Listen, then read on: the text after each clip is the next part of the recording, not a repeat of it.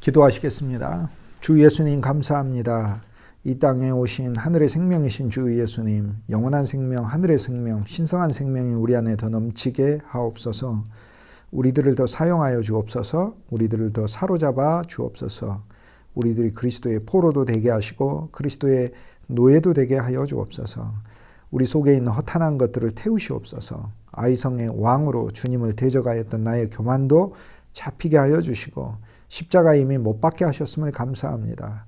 주님께서 아이성의 왕을 못 박을 때 나의 아이성의 왕과 더불어 아이성의 쓸데없고 모든 것이 허탄하고 허무로 돌아가는 것도 못 박혔음을 알게 하시고 이제 우리들의 인생이 주님 안에서 허탄과 허무가 아니라 하나님의 남기시는 소산과 열매의 풍성으로 바뀌었음을 믿음 안에서 확신하고 주를 향해 나아갈 수 있게 하여 주옵소서. 주님 우리를 더 사용하여 주옵소서.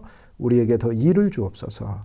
우리에게 주님이 더욱더 능력을 주시고 은사도 주시고 우리로 전할 바도 주옵소서.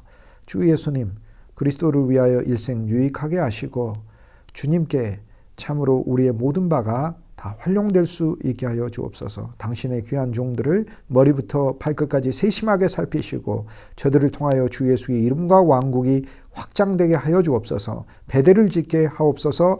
베델과 아이 사이에서 매복한 군대로 있을 때 예수 그리스도 당신께서 함께 잠을 주무시며 위로하여 주시고 격려하시고 소망을 주시는 역사가 우리 모두에게 체험될 수 있게 하여 주옵소서. 주님 우리들이 전파하고 증거하고 나누고 격려하는 우리의 말과 우리의 모든 행위들 위에 하나님의 불이 살아있게 하여 주옵소서. 우리가 성령의 불을 지르고 다닌 자가 되게 하여 주시고 어느 곳에서나 사랑의 불을 사람들에게 일으킬 수 있는 자 되게 하여 주옵소서. 우리에게 불의 혀를 주옵소서. 불의 영을 주옵소서.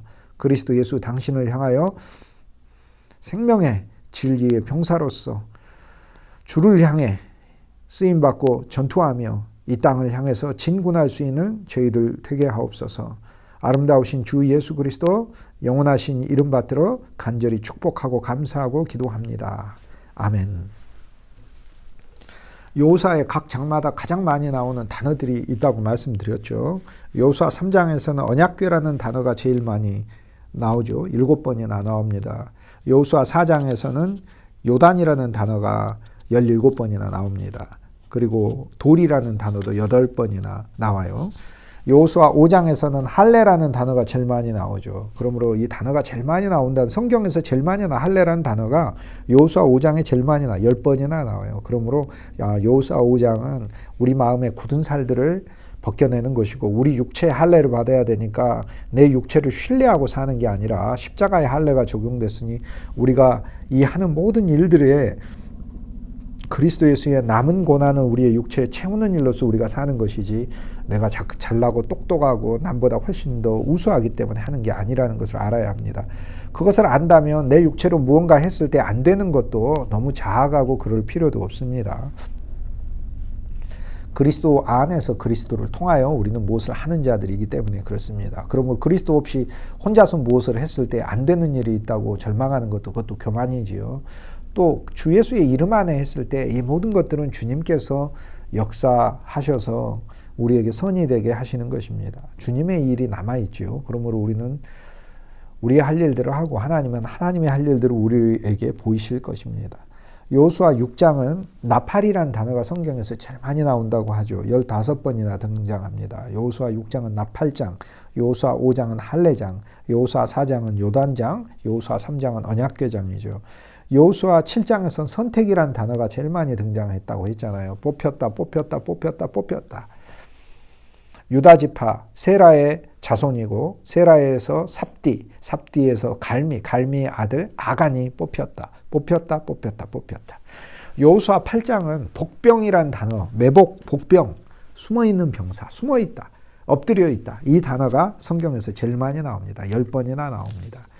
우리는 아이성의 시원한 전투를 보지만 하나님의 사람들의 엎드러짐과 도망감을 동시에 봅니다. 이것은 여호수아 7장에서 패배하여 엎드러지는 엎드러짐이 아니라 여호수아 8장에서는 여호수아와 함께 일어나서 엎드러져 갔으므로 부활 안에서 승천 안에서 하나님이 우리를 일으키실 것을 믿고 우리가 낮은 자리에 가서 섬기는 것이고, 그리고 하나님의 승리를 확신하고 하나님께서 이끄시는 그 길, 그리고 여호수아의 인도하심을 믿고 여호수아가 후퇴할 때 우리도 같이 후퇴하고 도망하는 척 하는 것입니다. 하지만 하나님께서 우리의 방향을 돌리시겠지요. 여호수아가 다시 돌아서서 창을 보이면 그때 우리는 주님과 함께 승리의 무리들로 가는 것입니다. 도망하다가 여호수아의 손에 잡은 단창을 우리가 보게 되지요. 강력한 그리스도 예수의 말씀이 바로 단창이죠.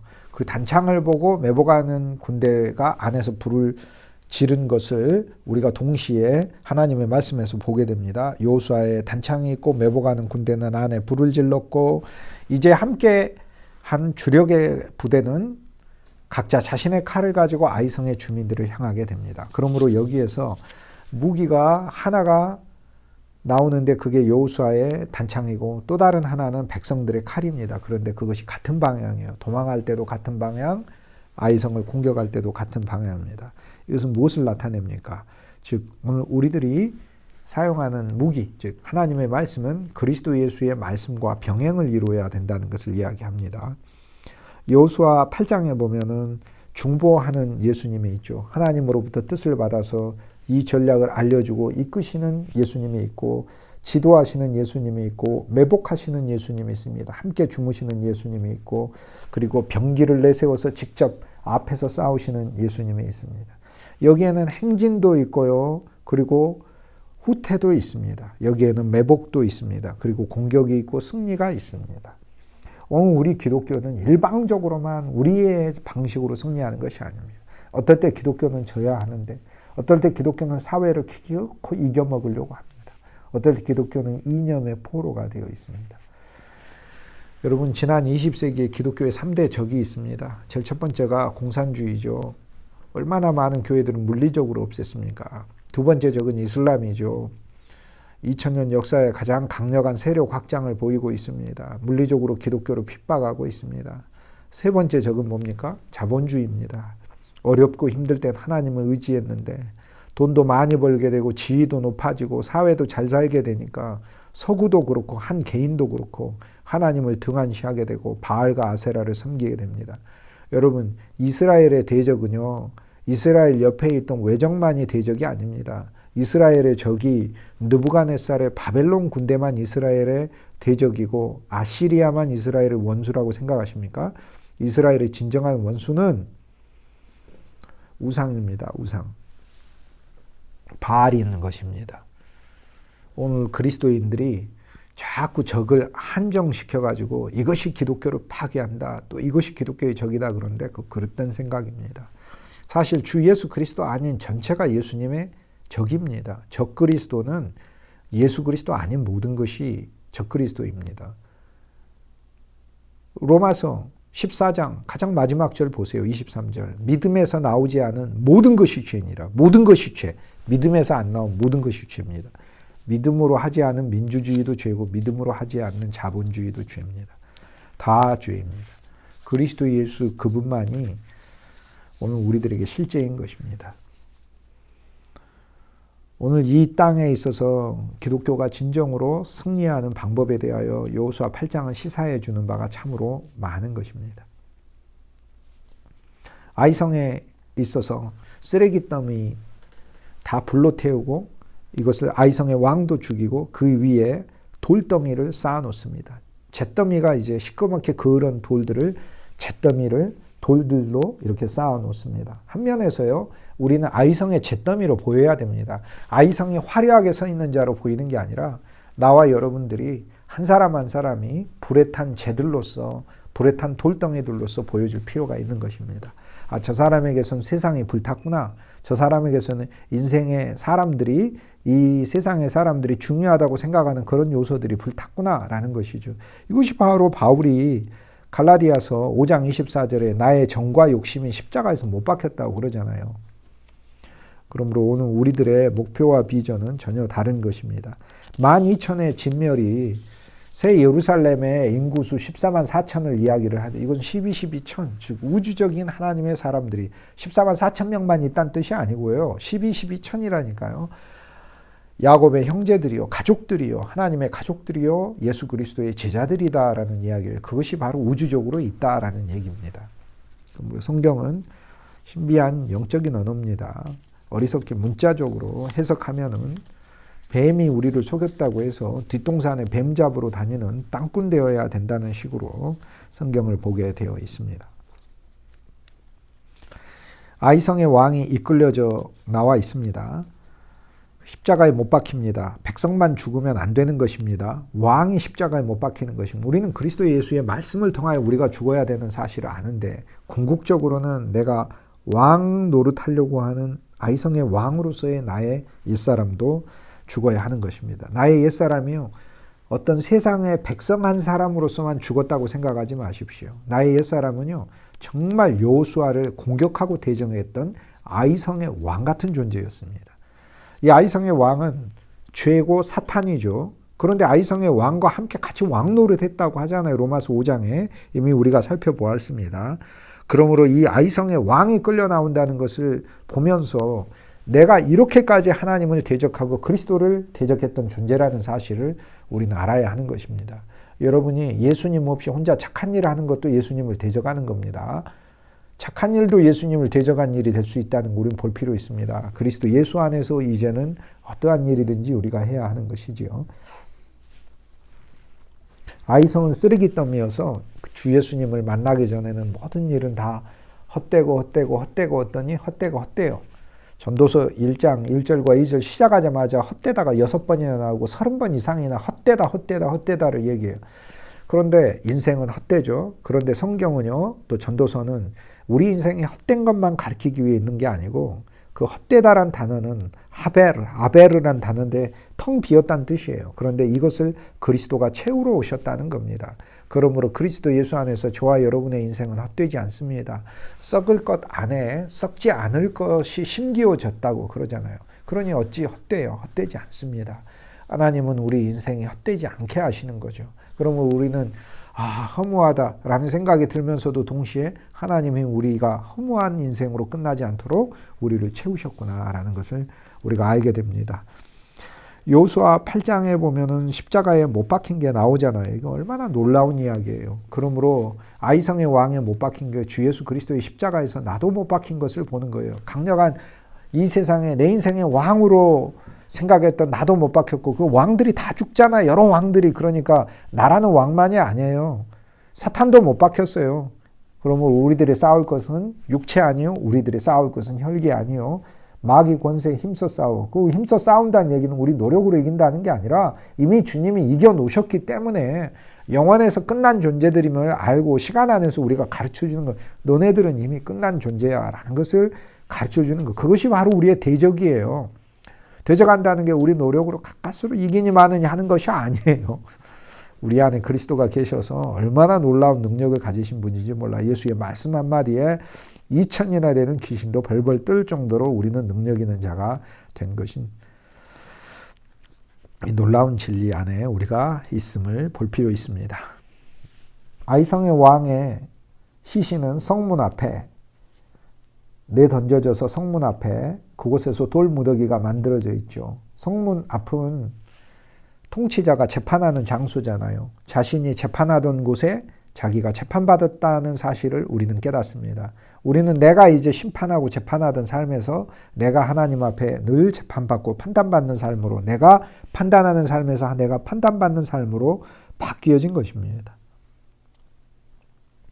아이 왕은 나 자신뿐 아니라 사탄이라고 했습니다. 골로새서 2장 14절에서 17절에 보면 그리스도 예수와 함께 장사되고 죽은 자들 가운데서 하나님이 그를 일으키신 역사를 믿음으로 우리도 함께 일으켜졌다라고 얘기를 해요. 즉 하나님이 일으키신 역사, 그 역사 속에 우리도 함께 일으켜졌어요. 그러므로 우리도 이것을 믿어서 우리도 일으켜짐 안에, 즉 그분의 부활과 승천 안에 우리도 함께 생활하고 있다라고 얘기를 합니다. 이것이 실제 체험되기 위해서는 우리도 함께 일으켜졌다는 믿음이 있어야 됩니다. 하나님의 역사를 믿음을 통하여니까, 믿음을 통하여 일으키심을 받은 거니까요. 범죄와 육체의 모할례로 죽었던 우리를 하나님이 그와 함께 살리시고 모든 죄를 사하셨죠. 우리를 거스르고 불리게 하는 법조문, 즉 율법이 우리를 거스르게 하고 불리하게 했죠. 율법은 언제나 우리를 심판하니까. 그러나 이 증서를 그리스도는 지웠어요. 제하여 버리셨어요. 지우시고 제하시고 버리시고 십자가에 못 박으시고 그분이 성취하시고 종결하시고 새 율법을 주셔서 대체하시고. 그러므로 율법의 문제는 4중 5중으로 주님이 처리하셨어요. 이 옛 율법 수준으로 우리는 믿는 게 아닙니다. 예수의 생명은 율법하고는 비교도 안 될 놀라운 성품을, 예수의 미덕을 담고 있는 것입니다. 그러므로 율법 없이 산다는 얘기를 어떤 사람들이 그렇게 무법하게 살아도 돼 그러는데 그분들은 생명을 모르기 때문에 그런 소리를 해요. 생명 자체가 법이에요. 여러분 식물 속에 식물에 각각의 생명이 있잖아요. 사과나무 속엔 사과의 생명, 사과나무 생명이 있잖아요. 그러니까 사과나무로 자라게 하는 것이고 포도나무 속에는 포도나무 생명이 있잖아요. 그러니까 포도나무로 자라게 하는 것이에요. 우리는 외적인 문자의 율법을 보고 우리 노력과 외적 행위로 그 존재가 되는 게 아니라 예수의 생명이 와서 이것은 문자의 율법을 지키며 사는 그 이상의 삶을 우리에게 주시면서 주 예수 그리스도의 사람으로 우리를 조성시켜 나가는데 그는 진실로 이것을 우리가 믿어야 합니다. 주님을 생명으로 알아야 되고 생명으로 영접해야 되고 이 생명을 얻기를 위해 추구해야 되고 이 생명은 그리스도를 들을 때의 생명이 우리에게 생겨나는 것이고 성경의 모든 말씀 속에 주 예수를 발견하고 그분의 약속과 선물로 그분을 취할 때 그리고 그 말씀 속에서 주 예수 그리스도 그분과 교제할 때 그분 자체가 내게 생명이 되고 이것이 생명이 자라나는 것이지요. 주 예수의 이름 속에 생명이 있어서 주 예수의 이름을 늘 불러 이 생명이 우리 속에 역사하게 해야 하는 것입니다. 여호수아 8장에 보면은 아이성의 왕이 죽었죠. 바로 29절에 보면 아이 왕을 저녁 때까지 나무에 달았다가 해질 때에 명하여 그 시체를 나무에서 내려 성문 어귀에 던지고 그리고 이미 끝났어요. 그 위에 돌로 큰 무더기를 쌓아 그리스도와 함께 우리의 옛사람이 장사된 것을 보여주고 있습니다. 오늘 우리들이 쓰레기 더미를 자랑하는 채로 있어서는 안 되고 우리의 쓰레기 더미가 하나님에게 심판받은 것임을 보여주고 간증하는 자로 우리가 있을 필요가 있습니다. 어떤 사람들이 세상에서 잘 되었던 것을 마치 자랑하듯이 간증하는 그 썩은 쓰레기 더미를 자랑하는 것이고요. 썩은 쓰레기 더미가 태워진 것을 사람들 앞에 이야기하는 것이 이것이 바로 간증인 것이죠. 아이성 왕이 죽자마자 그 다음에 이어져서 나오는 게 뭐예요? 여호수아가 제단을 쌓았다잖아요. 29절에 아이성의 왕이 십자가에 죽었다. 30절에 보면 여호수아가 에발산에 한 단을 쌓았다. 제단을 쌓았잖아요. 자, 제단은 십자가를 가리키지 않습니까? 구약은 전체가 모형과 그림자, 장차올 참것의 그림자예요. 그러니까 구약의 제단은 십자가를 가리키니까 여기 아이성의 왕의 나무에 달림이 있고 여호수아가 제단을 쌓았다 이야기를 통하여 십자가가 바로 우리가 죽은 것임을 알려주고 있는데 여기에 에발산에 제단을 쌓은 것은 이것은 예수 그리스도를 통하여 새로운 언약이 우리에게 주어진 것을 보여주죠. 자, 나무가 있죠. 저주가 있죠. 제단이 있죠. 그런데 에발산에서의 이 저주가 선포되죠. 에발산에서의 선포되는 저주는 저주로 향한 저주입니다. 아이성의 왕은 저주가 죽은 거고 에발산에 세워서 저주하게 하신 것은 이스라엘 백성 보고 저주받으라고 한 게 아니라 이스라엘 백성들을 저주하게 했던 그 부정적 요소에 대하여 저주한 것입니다. 이스라엘 백성의 불신에 저주했기 때문에 불신이 자라지 말라고, 불행을 저주했기 때문에 불행이 커지지 말라고, 교만을 저주했기 때문에 교만이 커지지 말라고, 이스라엘 백성의 경계표를 옮기는 자는 저주를 받을지어다라고 저주를 선포했잖아. 그런데 누가 이스라엘 백성의 경계표를 옮깁니까? 나와 여러분의 경계가 그리스도 안에 있는데 이 경계를 자꾸 옮겨서 우리가 세상에 속해 있고 그릇된 곳에 속해 있다는 것을 우리의 경계표를 자꾸 옮기려고 하는 사람이 누굽니까? 사탄 아닙니까? 그러니까 에발산에서 저주를 누구한테 선포해요? 사탄한테 선포하는 것이죠. 에발산 위에 섰다는 것은 너무나 놀랍고 감사한 것입니다. 에발산 위에 서서 이스라엘 백성들은요, 번제를 드리고 화목제를 드렸다라고 이야기합니다. 여호수아 8장 후반부에 보면 단을 쌓았죠. 단을 쌓았는데 31절에 보면 여호와의 종 모세가 이스라엘 자손에게 명한 것과 모세의 율법책에 기록된 대로 철 연장으로 다듬지 않은 쇠돌로 철 연장으로 다듬지 않은 쇠돌이니까 여러분이 여러분 자신을 고쳐가지고 예수님께 나가려고 하지 마세요. 이 모습 이대로 주 봐두옵소서. 왜요? 주님이 주의 뜻대로 고치실 것이니까. 그러는 거예요. 그러므로 세상에 철 연장으로 다루지 않았다는 것은 세상 지식에 의해서, 세상 어떤 교훈에 의해서 다져진 사람을 말하는 게 아닙니다. 그리스도 안에서 그런 사람도 새로 고쳐져야 하는 것입니다. 그리스도 안에서는 그것도 다듬어지지 않은 것입니다. 우리가 다듬어지지 않은 존재라는 것을 주님 앞에 인정하고 우리의 천연 그대로 주님께 드려 주님께서 이것을 고치시라고, 우리가 그리스도 예수께 우리 존재를 처리를 위하여 위탁하는 것을 말을 합니다. 그리고 이스라엘 백성들이 여기에서 뭘 합니까? 번제와 화목제를 드렸다. 자, 십자가를 통하여 이제 우리의 저주가 끝났고, 저주된 옛사람도 끝났고 저주도 끝났고 둘 다 끝났죠. 그리고 십자가의 제사를 통하여 번제를 드렸어요. 번제는 선물을 가리킵니다. 레위기에 제사가 5가지가 나와요. 제사의 종류를 말하면 그 이후에 방식까지 2개를 더해서 7가지가 있는 제일 첫 번째 번제, 두 번째 소제, 세 번째 화목제, 네 번째 속죄제, 5번째 속건제, 그 다음에 나오는 제사가 요제가 있고 거제가 있습니다. 그런데 이건 뭐 불로 하니까 화제다 그런데 그건 제사의 종류를 가리키는 게 아닙니다. 제사 방식을 말하지. 제일 첫 번째 제사 번제는 선물을 가리킵니다. 하나님께 선물로 드렸다는 거예요. 여러분 십자가를 통하여 여러분이 하나님께 선물된 거 아십니까? 선물이에요. 우리가 십자가를 보면 속건제만 아는데 아닙니다. 번제가 있습니다. 우리가 하나님 것이 되어버렸어요. 새 존재로서 하나님께 되었다니까요. 십자가는 우리의 옛것만 태운 게 아니라 새 사람이 하나님께 선물로 바쳐진 게 십자가예요. 또 십자가에 5면이 있는 거예요. 그러므로 번제란 하나님께 선물로 드리는 거예요. 번제가 이게 제일 첫 번째 제사예요. 두 번째는 소제예요. 즉 내 인생 전체를 그리스도 예수의 순전한 삶을 통하여 드리는 겁니다. 이것은 뭐를 얘기해요? 나의 삶이 주 예수님의 삶처럼 하나님을 위하여 쓰여지는 존재가 되게끔 하나님께서 나를 더 가루로서, 곡식으로서, 음식으로서 사용하시도록 내 자신을 그렇게 하나님께 드리는 거죠. 이것은 순전한 제사입니다. 죄와 관계없는 제사입니다. 그리스도 예수 안에 순전한 삶입니다. 그러니까 번제는 내 인생을 드린 거고, 소제는 내 인생을 하나님께 드려 하나님께서 나를 다루시고 하나님의 도구요, 하나님의 연장으로서 여호와의 팔로서 내가 쓰임받을 수 있도록 그분이 나를 더 갈고 불에 굽고 많은 사람들이 유익과 풍성을 얻을 수 있는 음식으로 만들 수 있게 하는 거죠. 나를 생명의 포도주가 되게 해서 내가 가는 곳마다 사람들이 예수 그리스도로 취할 수 있도록 우리를 포도주로 하나님께서 받으시는 거죠. 그게 십자가입니다. 그러므로 십자가는 죄만 보는 것이 아닙니다. 우리 인생이 하나님께 바쳐진 것이죠. 그리고 하나님에 의해 사용되는 것이죠. 하나님은 우리를 더 갈아 넣으시는 것이죠. 고운 가루가 되는 것이죠. 여호와의 빵과 음식이 되기 위해서죠.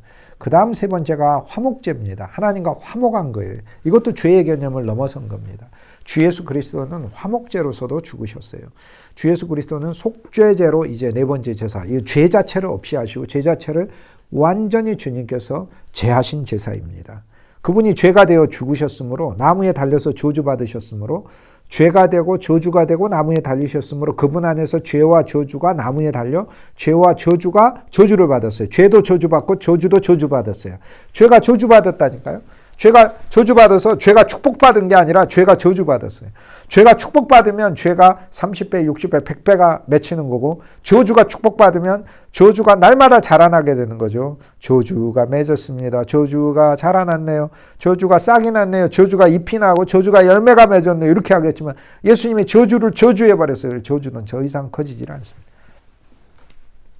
십자가에서 죄를 주님이 위하여 제사를 드렸다는 것은 우주적으로 죄 자체를 없이 하시고 죄값을 다 갚으신 것을 얘기하고, 속건제는 죄에 대한 배상, 구체적인 하나하나의 죄에 대한 배상을 그리스도 당신의 고난과 고통, 죽음을 통하여 하나님 아버지께 갚았다는 것을 얘기해요. 속죄제는 즉 죄 자체를 밟아버리고 제하신 것이고, 그리고 죄 자체를 무조건 밟아버리고 제하시면 안 돼요. 그분의 죽음을 통하여 죄를 해결하신 거거든요.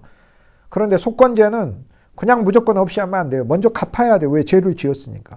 그 죄값으로 주님께서 죽으신 것이죠. 그것이 바로 속건제죠. 우리는 속건제를 적용하여 다른 사람들에게 잘못한 것에 대하여서도 구체적으로 갚음이 있어야 되죠. 자, 우리가 다른 사람과의 관계가 있어서 내 자신을 그 사람에게 선물로 줄 수 있는 내 능력과 시간을 선물로 줄 수 있는 이거 번제와 같은 거죠. 소재로 줄 수 있는 내가 노력하고 수고하여 그 사람을 위해 알아주든 뭐하든 어떤 하나님의 뜻이기 때문에 일하는 게 있죠. 그게 소재의 삶을 사는 거죠. 그 다음 화목제의 삶은 그 일들을 통하여 모두가 다 유익을 얻는 것이죠. 하나님과 화평케 되고 그리스도를 알게 되기 위하여 쓰여지는 게 화목제의 삶이죠. 속죄제의 삶은 하나님께서 나에게 있는 죄 자체를 갚으시고 없이 하셨기 때문에 우리가 하나님의 영광과 하나님의 의 안에 살기 위해서 그래서 일하는 것이죠. 그 다음 속건제의 삶은 내가 누군가에게 잘못하고 너무나 어그러지고 허물 있는 삶을 살았기 때문에 이것을 갚기 위해서 그리스도로 배상하기 위해서 우리가 일하는 것이지요. 이런 5가지 제사가 있고 요제는 흔드는 제사고 거자는 올릴 거자의 한문으로 올리는 제사. 흔드는 건 죽음에서 깨어나는 그리스도의 부활을 나타내는 제사요. 올리는 것은 그리스도의 승천 안에 있는 제사를 가리켜 예수 그리스도의 승천이 제사입니다. 하늘에 산 제물로 올려주죠. 십자가는 죽음의 제사고 승천은 예수님 자체가 살아있는 제물로 하늘나라에 올라가서 하나님 아버지께 연락이 되었어요. 그래서 그리스도가 에베소서 4장에 올라가실 때 예수 그리스도와 함께 우리가 주님의 포로가 되어 올라갔어요. 여러분이 가기 싫어도 주 예수님을 믿었기 때문에 여러분은 하늘나라에 이미 올라가진 것입니다. 이것이 주님께서 말씀한 것입니다.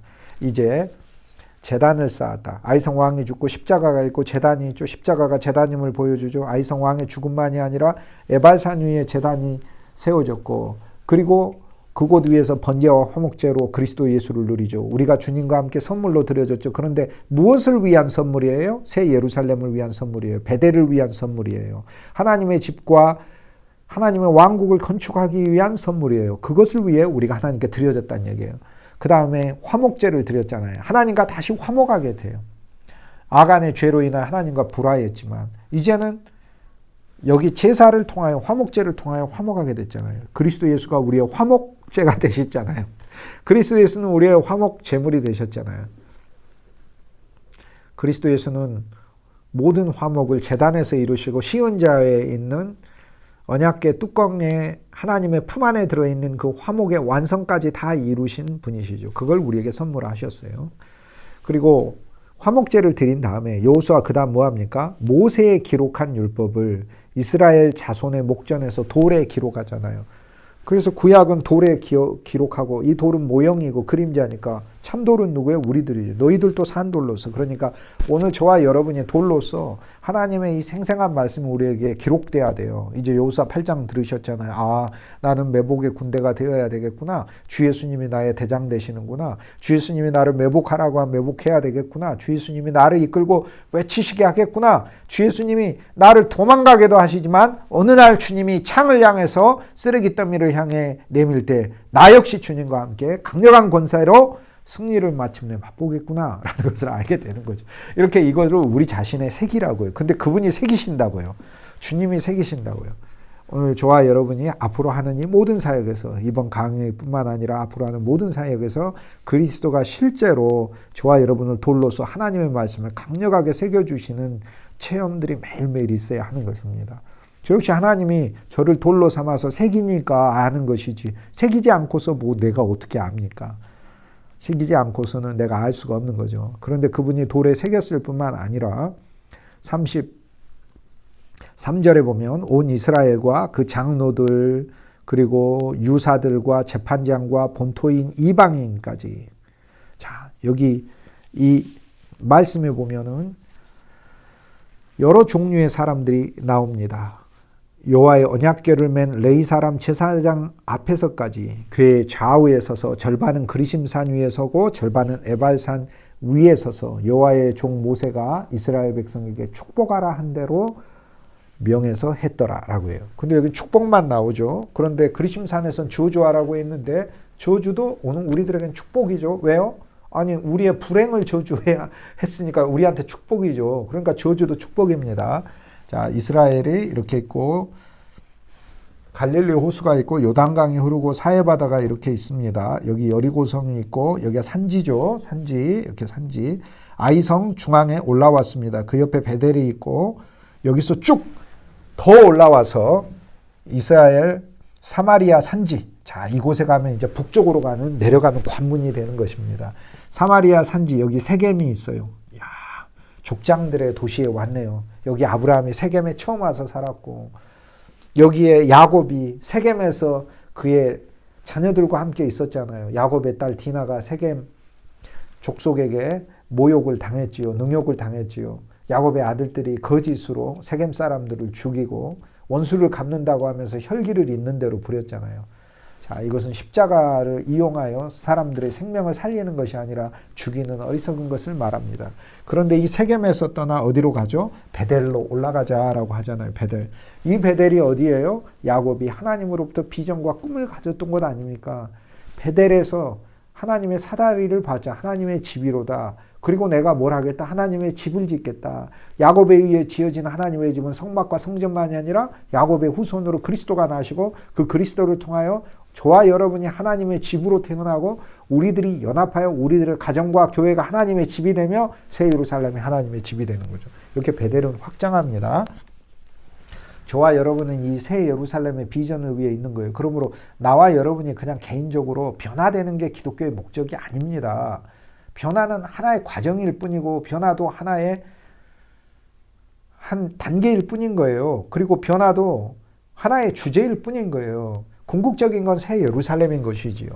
여기 아이성에서 쭉 위로 올라오면 산이 두 개가 있죠. 위에가 에발산이고 아래가 그리심산이고 여기에 골짜기가 있는데 한 부류는 그리심산에 서고 한 부류는 에발산에 섭니다. 여기 위가 에발산이고요. 위가 여기로 확대를 하면 이렇게 에발산이 있고 여기 그리심산이 있는데 북쪽이 에발산이죠. 이건 그리심산이죠. 에발은 벗겨졌다는 뜻이에요. 황량해요. 황량하니까 저주해야 황량한 거 저주해야 풍요가 되죠. 여기에 이렇게 평원이 있죠. 이스라엘 백성들의 지파가 에발산에 저주를 선포하는 지파가 서서 여기 나머지 지파한테 저주를 선포해줘요. 아, 그 축복이죠. 너희 교만은 저주받을지어다 교만이 안 자라죠. 너희 불신은 저주받을지 그래요. 그게 안 자라죠. 너희 옛사람은 저주받을지어다 옛사람이 안 자라죠. 그리심산에 에발산을 향해 모여서 축복을 선포해줘요. 너희가 들어와도 복을 받고 나가도 복을 받을지어다. 여호와의 율법 자체가 복이다. 여호와의 율법을 아는 게 복이다. 그리스도 아는 게 복이다. 그리스도의 얘기를 듣는 것 자체가 복이다. 주 예수 안에 있는 인생 자체가 복이다라고 선포를 해주는 거예요. 여기서.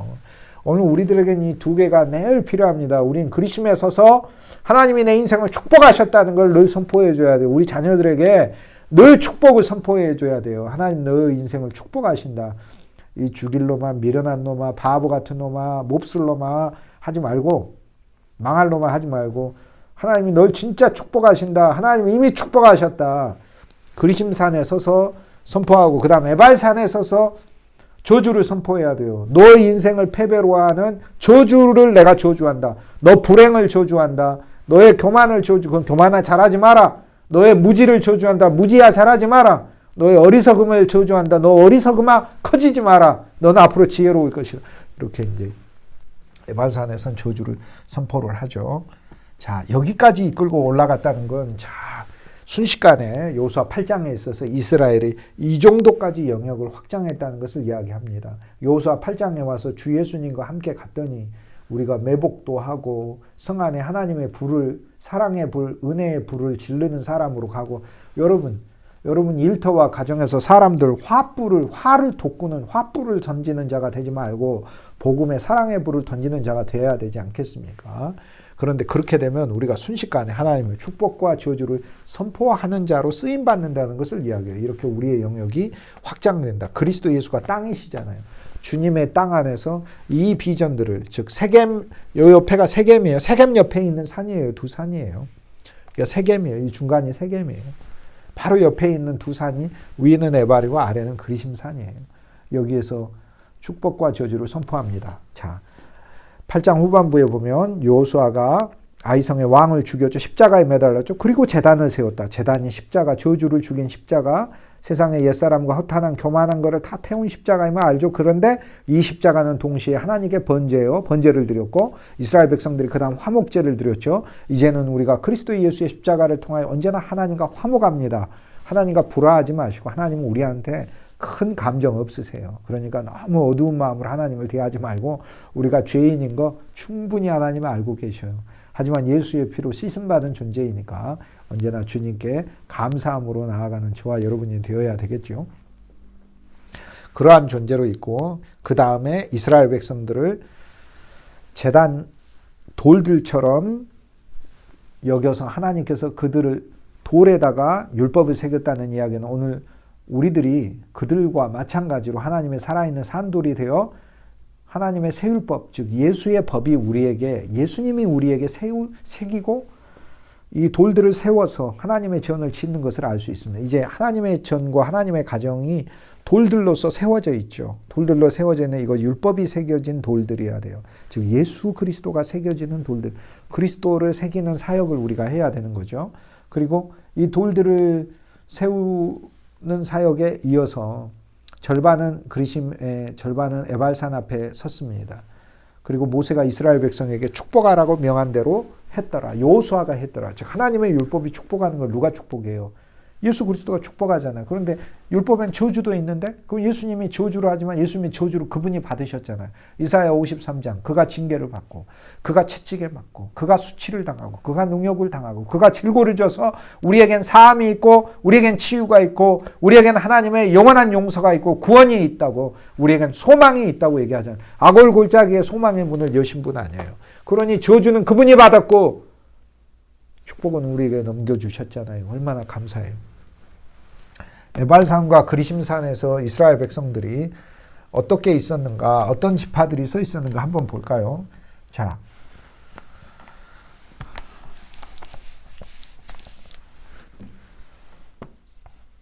에발산이 있죠. 그리심산이 있습니다.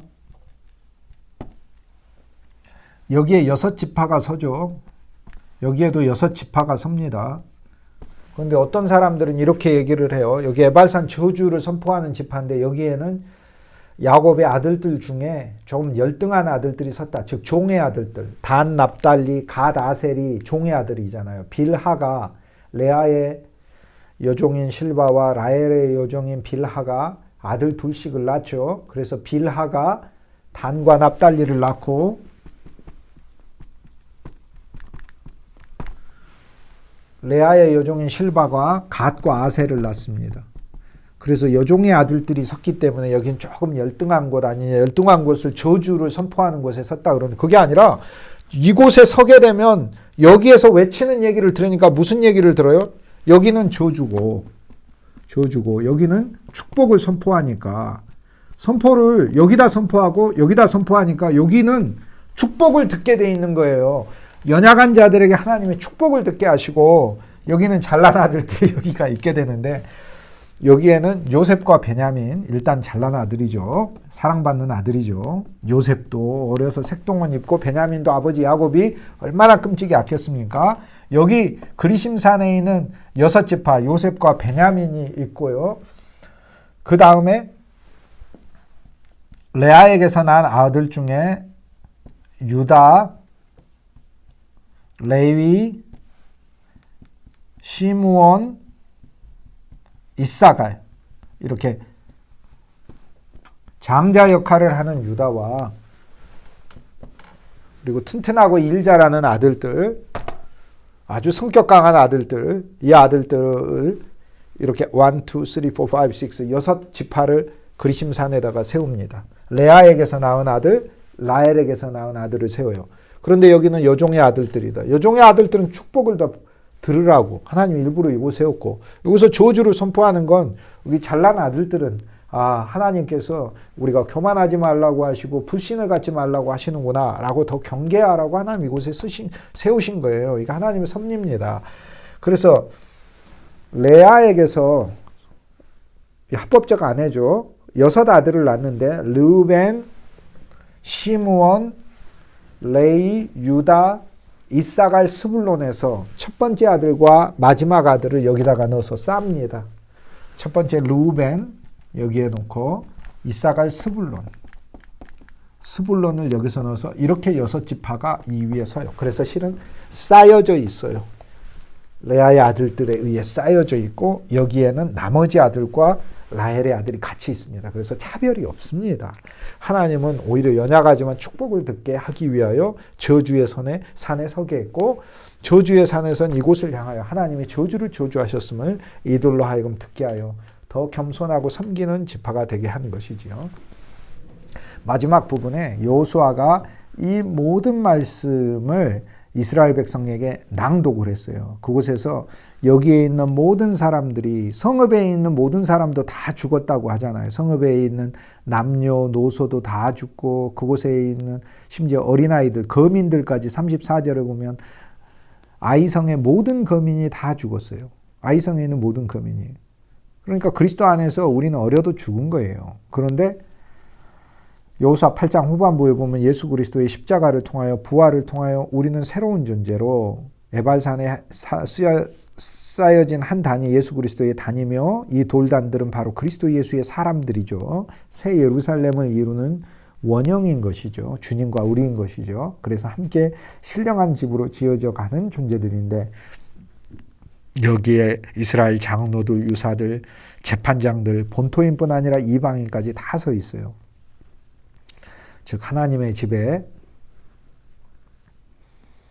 지도자 되어야 되는 사람들 그리고 본토인들, 이스라엘 사람들, 이방인들은 우리가 한 면의 이방인입니다. 이 땅에 이방인으로 우리는 사는 거예요. 이 땅 사람이 아니라 우리의 시민권은 하늘에 있는지라 이 땅에 우리는 나그네요 순례자로 사는 거예요. 그러니까 이 땅에서 이방인이 우리가 이방인입니다.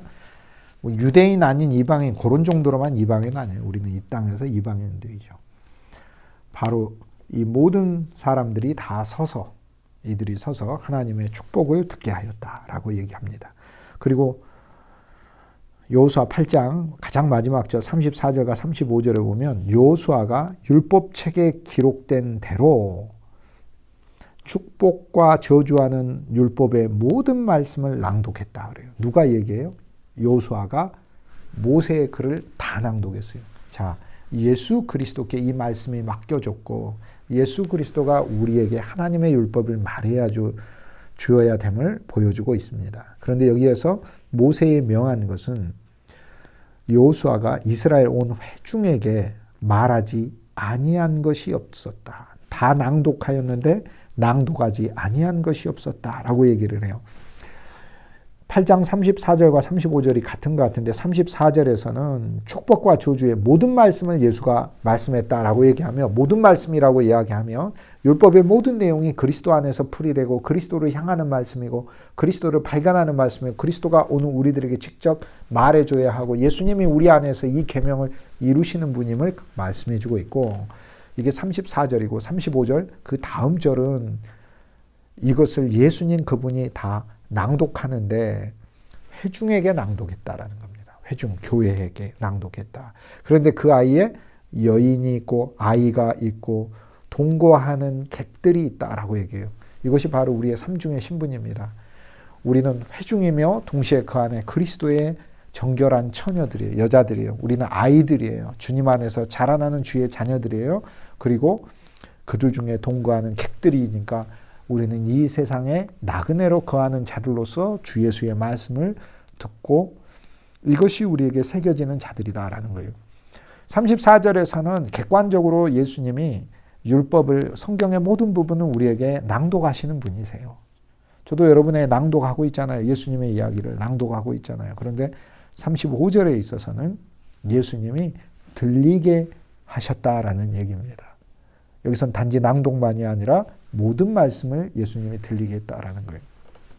우리들이 살아있는 동안에 성경 창세기 1장 1절에서 계시록 마지막까지 전부 다 그리스도 예수로 다 볼 수 있는 이 놀라운 은혜가 우리에게 임한다면 얼마나 감사할까요? 엄청난 축복이 되겠지요. 네, 오늘 여기까지 하도록 하겠습니다. 감사합니다.